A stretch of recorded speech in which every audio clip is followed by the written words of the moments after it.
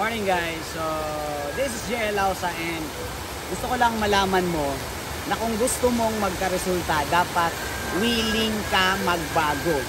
Okay? Kasi yung success na gusto mo, kung hindi siya fit sa kung anong karakter meron ka, sa kung anong attitude meron ka, sa kung anong commitment meron ka, sa kung anong focus meron ka ngayon, kung hindi siya fit, hindi mo pa rin siya makukuha. So for you to become successful, kailangan meron kang babaguhin sa sarili mo.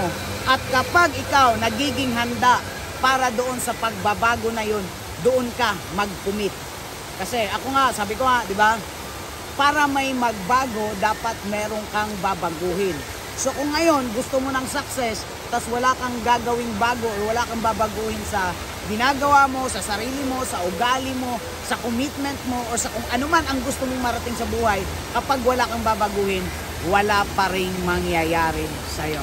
Alright? So, lagi mong tatandaan yon. Kung gusto mong may magbago sa buhay mo, may babaguhin ka sa sarili mo. Good morning!